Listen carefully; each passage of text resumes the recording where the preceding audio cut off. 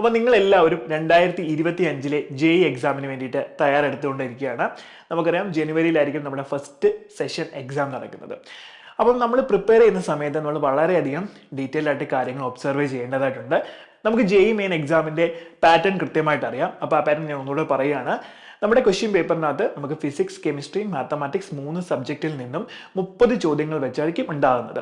ഈ 30 ചോദ്യങ്ങളിൽ 20 ചോദ്യങ്ങൾ എന്ന് പറയുന്നത് MCQ ടൈപ്പ് ചോദ്യങ്ങളാണ്, അതായത് മൾട്ടിപ്പിൾ ചോയ്സ് ക്വസ്റ്റ്യൻസ് ആയിരിക്കും. ദെൻ ബാക്കി വരുന്ന 10 ചോദ്യങ്ങൾ ഇൻഡിജർ ടൈപ്പ് ചോദ്യങ്ങളായിരിക്കും. അപ്പോൾ ഈ 20 ചോദ്യങ്ങളിൽ, അതായത് MCQ ടൈപ്പ് ചോദ്യങ്ങളിൽ നിങ്ങൾക്ക് ക്വസ്റ്റ്യൻസിന് 4 ഓപ്ഷൻസ് വീതം ഉണ്ടായിരിക്കും. ഓരോ കറക്റ്റ് ഉത്തരത്തിന് 4 മാർക്കും, ഓരോ റോങ് ആൻസറിന് നിങ്ങൾക്ക് 1 മാർക്ക് നഷ്ടമാകുകയും ചെയ്യും. ദെൻ നിങ്ങൾ നേരെ ഇൻഡിജർ ടൈപ്പ് ചോദ്യങ്ങളിലേക്ക് വന്നാൽ ഈ ചോദ്യങ്ങളിൽ നിങ്ങൾക്ക് ഓപ്ഷൻസ് ഉണ്ടാകുകയില്ല. അവിടെ പക്ഷേ നെഗറ്റീവ് മാർക്കുകൾ നമുക്ക് എന്ത് ചെയ്യും, റോങ് ആൻസറിന് ഉണ്ടാവും. അപ്പോൾ ഞാൻ പറഞ്ഞു വരുന്നത് നമ്മുടെ ഇൻഡിജർ ടൈപ്പ് ചോദ്യങ്ങൾ നമ്മൾക്ക് എങ്ങനെ ഈസി ആയിട്ട് അറ്റൻഡ് ചെയ്യാൻ പറ്റുന്നതാണ്. അപ്പം ഇൻഡിജർ ടൈപ്പ് ചോദ്യങ്ങൾ ചെയ്യുമ്പോൾ നിങ്ങൾ വളരെയധികം കാര്യങ്ങൾ ശ്രദ്ധിക്കണം. ഫസ്റ്റ് നിങ്ങൾ ഈ 10 ചോദ്യങ്ങളിലെ 5 ചോദ്യങ്ങൾ മാത്രമാണ് അറ്റൻഡ് ചെയ്യേണ്ടതായിട്ടുള്ളത്. അപ്പം ഈ 5 ചോദ്യങ്ങൾ സെലക്ട് ചെയ്യുക എന്നുള്ളത് വളരെ ഇമ്പോർട്ടൻ്റ് ആണ്. നിങ്ങൾ ഓരോ ഇപ്പം മാത്സിന് എക്സാമ്പിളായിട്ട് നിങ്ങൾ പറയുകയാണെങ്കിൽ മാത്സിൽ നിങ്ങൾക്ക് ഏറ്റവും ഈസി ആയിട്ടുള്ള ചാപ്റ്ററുകളിൽ നിന്ന് വന്നിട്ടുള്ള ചോദ്യങ്ങളായിരിക്കണം നിങ്ങൾ എന്ത് ചെയ്യുന്നത്, കൂടുതലും സെലക്ട് ചെയ്യേണ്ടത്. ഇനി ഈ ചോദ്യങ്ങൾ നിങ്ങൾ സെലക്ട് ചെയ്താലും നിങ്ങളുടെ എക്സാമിൻ്റെ ആദ്യ ഒരു ടൈമിൽ നിങ്ങൾ ഒരിക്കലും ഇത് അറ്റൻഡ് ചെയ്യരുത്.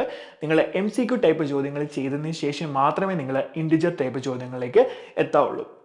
കാരണം ഇൻഡിജർ ടൈപ്പ് ചോദ്യങ്ങൾ ചെയ്യാൻ കുട്ടികൾക്ക് കോൺഫിഡൻസ് വളരെ കുറവായിരിക്കും.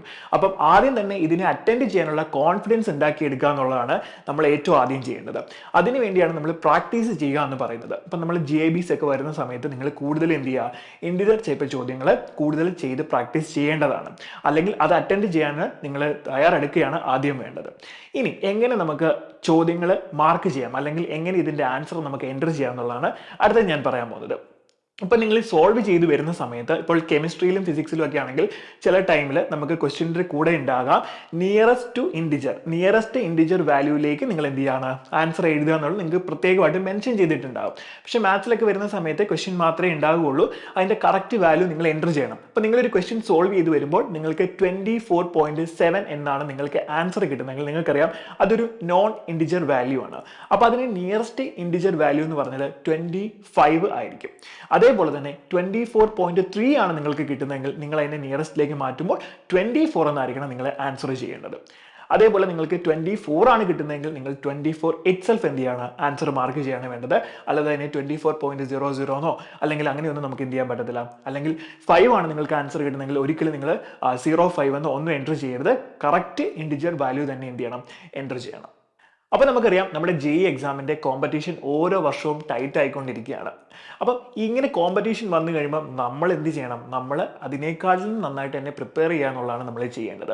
നിങ്ങളിപ്പോൾ പ്രിപ്പറേഷൻ സമയത്ത് നിങ്ങൾ ആലോചിക്കുക, നമുക്ക് ഏറ്റവും കൂടുതൽ സ്കോർ കിട്ടാൻ സാധ്യതയുള്ളത് ഈസി ആയിട്ടുള്ള സബ്ജക്റ്റ് പഠിക്കുന്നതല്ലേ. ഇപ്പം നിങ്ങൾ ചിലപ്പോൾ ഫിസിക്സിലായിരിക്കും സ്ട്രോങ് ആയിട്ടുള്ളത്, ചിലപ്പോൾ കെമിസ്ട്രിയിലായിരിക്കും സ്ട്രോങ് ആയിട്ടുള്ളത്. അപ്പോൾ മാത്സിനെ കമ്പയർ ചെയ്യുമ്പോൾ നിങ്ങൾക്ക് ഫിസിക്സും കെമിസ്ട്രി ആയിരിക്കും കൂടുതലും കംഫർട്ടബിൾ ആകുന്നത്. അപ്പോൾ നിങ്ങൾ എന്ത് ചെയ്യും, നിങ്ങൾ ആ ഒരു സെക്ഷൻ സ്ട്രോങ് ആക്കി വെക്കും. പക്ഷേ മാത്സിനെ നിങ്ങൾ അവോയ്ഡ് ചെയ്യാണ് മിക്കവാറും ഉണ്ടാകുന്നത്. അപ്പോൾ ഇനി ഒരിക്കലും അങ്ങനെ ചെയ്യാൻ പാടില്ല. കാരണം മാത്സ് ആയിരിക്കും ഇനി വരുന്ന നമ്മുടെ JEE എക്സാമിൽ ഒരു റാങ്ക് ഡിസൈഡ് ചെയ്യുന്ന ഫാക്ടർ എന്ന് പറയുന്നത്. അപ്പം മാത്സിന് നിങ്ങൾ കൂടുതൽ ഇമ്പോർട്ടൻസ് കൊടുക്കണം. അതേപോലെ തന്നെ മാത്സിന് കൂടുതൽ ഇമ്പോർട്ടൻസ് കൊടുക്കുന്നതിനോടൊപ്പം തന്നെ ഇൻഡിജർ ടൈപ്പ് ചോദ്യങ്ങളുടെ കാര്യമാണ് നമ്മൾ പറഞ്ഞു വന്നത്. ഇൻഡിജർ ടൈപ്പ് ചോദ്യങ്ങൾ നിങ്ങൾക്ക് ഉത്തരം കിട്ടുന്നതാണ്, പക്ഷേ നിങ്ങൾക്ക് കോൺഫിഡൻസ് ഇല്ലാത്തതുകൊണ്ടാണ് നിങ്ങൾ ആ സെക്ഷനിലേക്ക് പോകാത്തത്. അപ്പോൾ അതുകൊണ്ട് MCQനും അതേപോലെ തന്നെ ഈ ഒരു സെക്ഷനും ഈക്വൽ ഇമ്പോർട്ടൻസ് നിങ്ങൾ കൊടുക്കണം. പ്രയോറിറ്റി കൊടുത്ത് തന്നെ പ്രാക്ടീസ് ചെയ്യുകയാണ് ചെയ്യേണ്ടത്. അപ്പോൾ എങ്ങനെ നമുക്ക് പ്രാക്ടീസ് ചെയ്യാൻ പറ്റും, അത് നമുക്കറിയാം. നമ്മുടെ GABs വരുന്നുണ്ട്. അപ്പോൾ ഈ GABsന് വേണ്ടിയിട്ട് നിങ്ങൾ പ്രിപ്പയർ ചെയ്യുന്ന സമയത്ത് കൂടുതൽ നിങ്ങൾ എന്ത് ചെയ്യാണ്, ഇൻഡിജർ ടൈപ്പ് ചോദ്യങ്ങൾ പ്രാക്ടീസ് ചെയ്ത് ശീലിക്കുക തന്നെ വേണം. അപ്പോൾ ഇനി വരുന്ന നമ്മുടെ മോക്ക് എക്സാമുകളും അതേപോലെ തന്നെ GABs ഒക്കെ നന്നായിട്ട് തന്നെ പ്രിപ്പയർ ചെയ്ത് നിങ്ങൾ അറ്റൻഡ് ചെയ്യുക. All the best.